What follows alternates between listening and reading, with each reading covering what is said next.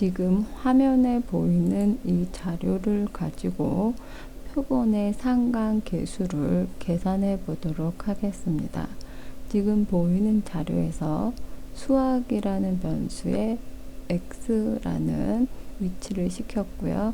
영어라는 변수는 y라고 지정을 해 주었습니다. 수학 점수가 첫 번째 케이스 같은 경우에는 66점을 받았고 영어 점수는 70점을 받았습니다. 두 번째 케이스 같은 경우에 수학 점수는 64점이고 영어 점수는 68점을 받았습니다. 이와 같이 10개의 데이터를 예로 들어서 표본 상관계수를 계산해 보도록 하겠습니다. 분석 메뉴로 가서요. 상관 분석에서 이변량 상관계수를 선택을 해주세요.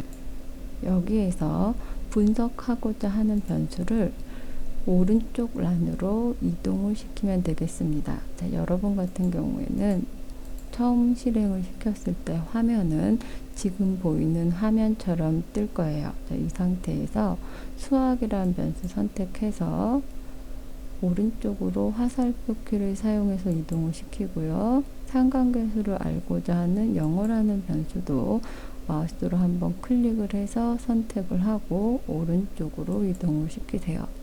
자, 그리고 두 변수 같은 경우에는 연속된 변수이죠. 그렇기 때문에 피어슨을 선택을 해주세요. 자, 그리고 검정에 있어서는 양쪽 검정을 하도록 하겠습니다. 그리고 플래그를 사용을 해서 결과를 보도록 하겠습니다. 확인 버튼 선택을 해주세요. 자, 그러면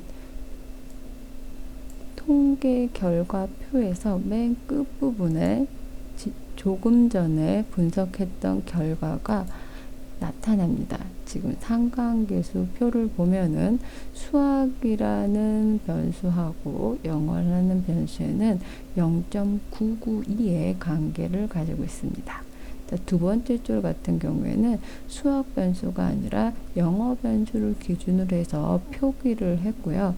수학과 영어가 교차하는 지점의 값, 영어와 수학이 교차하는 지점의 값은 동일합니다.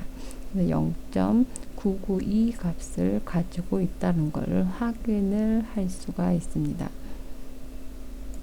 자, 그러면 그 값이 어떠한 의미를 가지고 있고 어떻게 계산이 되었는지를 알아보도록 하겠습니다. 그 원리와 그 가정을 알고 있어야지만이 데이터에 대한 정확한 이해를 하실 수가 있습니다. 수학이라는 값 그리고 영어라는 값에 대해서 표본을 조사한 데이터들이 1부터 10까지 10개의 케이스가 있고요. 이거에 대한 상관계수를 구하기 위해서는 x제곱의 값 66을 제곱한 것이죠.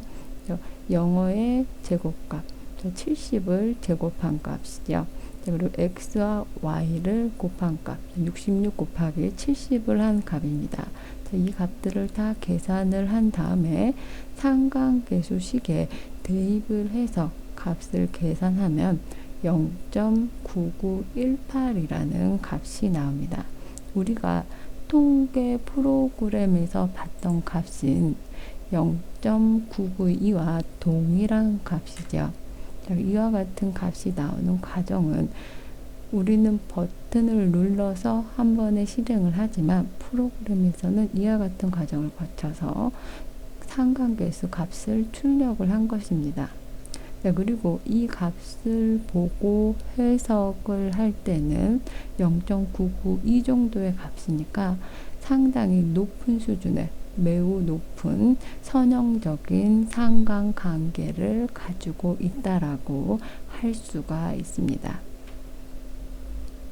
통계에서는 상관관계가 있다, 뭐뭐라고 할 수 있다, 100%이다, 100%이다라는 표현보다는 뭐뭐라고 할 수 있다라는 표현을 씁니다. 확률이 항상 100% 정확할 수는 없기 때문에 어느 정도 뭐뭐라고 할 수 있다라는 표현이 많이 사용이 됩니다. 상관 분석에 있어서 특징입니다. 변수들 간에 있어서 선형적인 관계를 파악하기 위해서 사용하는 것이 상관 분석입니다. 그래서 지금 화면에 보이는 것처럼 상관도라는 것은 선형적으로 상관 정도를 말하는 것이고요. 두 변수 간의 값이 삼전도산의 직선을 중심으로 어떻게 분포되어 있는가, 그 분포 정도를 살피는 것입니다. 하나의 변수가 다른 변수와 관련성이 있는지의 여부와 관련성이 있다면 어느 정도 관련성을 보유하고 있는지를 알기 위한 방법이 상관 분석입니다. 이렇게 지금 이렇게 화면에서 보이는 것처럼 관련성의 유무만 알 수 있을 뿐 어떤 변수가 어떤 변수에 선행한다. x라는 변수가 1만큼 변했을 때 y라는 변수는 얼마만큼 변한다. 혹은 그와 관련된 원인과 결과 간의 관계를 갖다가 설명할 수는 없습니다. 또한 두 변수의 관계가 이러한 선형이 아니라 곡선이라던가 혹은 3차의 관계에 있어도 상관계수는 상관이 없는 것으로 나타난다라는 단점이 있습니다.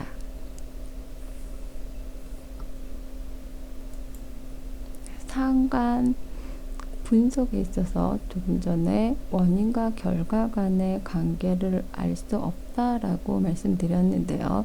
원인과 결과 간의 관계를 알기 위해서는 회귀 분석을 사용을 합니다.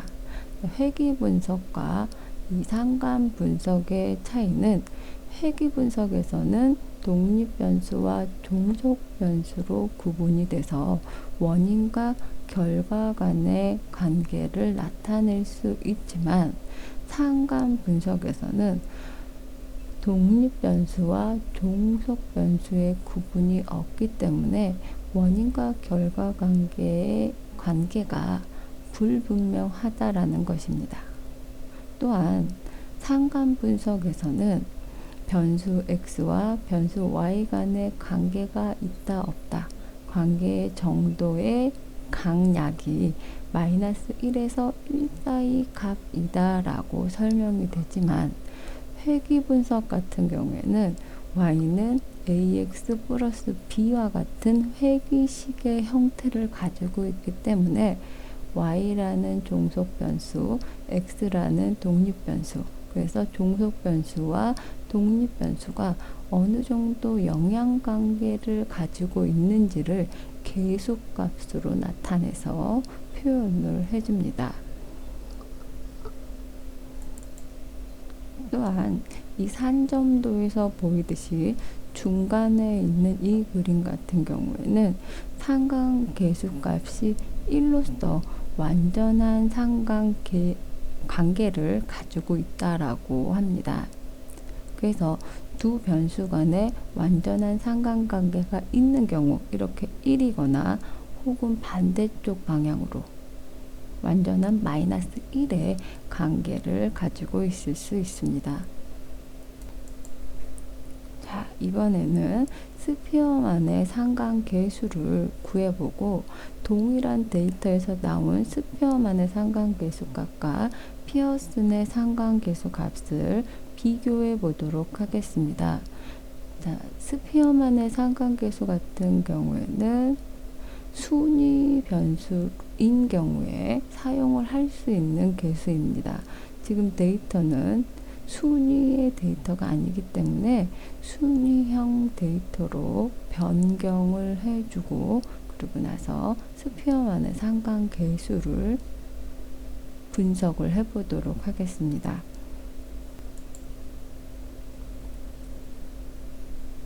변환 메뉴에 가서요. 순위 변수 생성이라고 된 이 메뉴를 선택을 해주세요.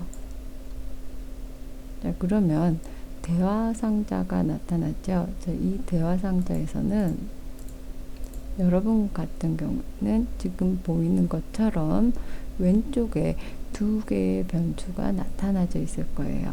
이 두 개의 변수 중 순위 변수로 변경하고 싶은 변수를 오른쪽 상단에 있는 변수란으로 이동을 시키면 되겠습니다.